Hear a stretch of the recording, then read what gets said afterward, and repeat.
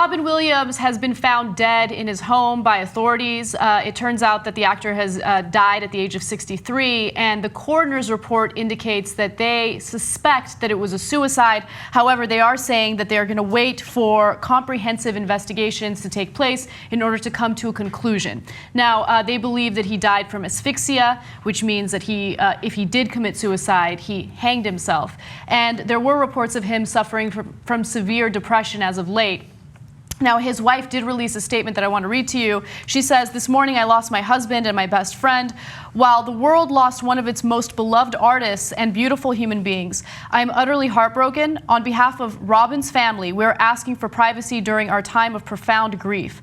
As he is remembered, it is our hope that the focus will not be on Robin's death, but on the countless moments of joy and laughter he gave to millions."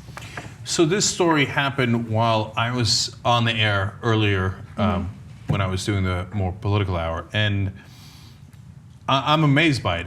I don't know why I get amazed every time, right? These celebrities, when they die younger, it's always a shock to our system. It's partly because we mistake them for our friends, because we see them so often they feel like they're a part of our lives, which to some degree they are, not the friends part, but the fact that they're a part of our lives. And I love Robin Williams. Me too. I mean, of course I didn't know him, but every role he did, well, that's not fair. But like, he did some legendary roles. Let me put it that way. Good Will Hunting, amazing movie, great role. He was the main star in my favorite movie of all time, Dead Poets Society. And so it's a tragedy. There's no way around it. And I know that there was issues with abuse before. We lose so many comedians too. It's a fascinating phenomenon. Obviously, Tom Hartman, John Belushi, and the list goes on and on. Almost only second to musicians. And obviously, recently we had a spate of actors we lost for abuse issues. I think it was heroin in the case of Philip Seymour Hoffman, and then we had Heath Ledger. Thank you. And so, of course, it happens to non-celebrities all the time, but we don't know them. Yeah. And so when when you think you know someone and they're a part of your lives in one way or another, it affects you more. It's all about the way that they're perceived in the public eye. And Robin Williams, as a comedian, has always been looked upon as someone who's happy-go-lucky, someone that makes other people laugh and feel so much joy. I mean, yes, he was in so many great movies. Growing up, personally, I fell in love with Robin Williams because of Mrs. Doubtfire. That was a movie I saw as a kid, and I absolutely loved it. And every time I see it, it becomes nostalgic for me. So this is incredibly sad news, but the reality is, for a lot of people who are in the public eye, they deal with certain demons that other people don't understand. And it's incredible how many celebrities there are out there that have succeeded in so many different ways, and yet they feel like they haven't succeeded. And I'm not saying that that's how Robin Williams feels, but it is true of a lot of people who are in the entertainment industry.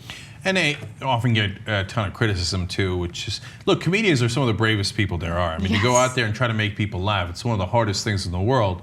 And so it's a tough job. There's no question about it. Later, you become an actor, you become a multimillionaire, people lose sympathy for you, but you still do have the criticism, and it's still not an easy job.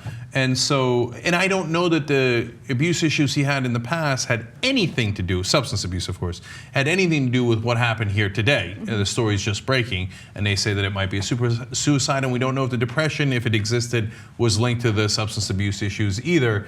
But I do know that there's no, and I don't think anybody can argue that a guy was absolutely full of joy, and I mean by that, full of life, right? So even if he was depressed, he'd come out there and he'd give you all he had and give you this appearance of a guy who absolutely loved life and was overflowing with it. Right. Right?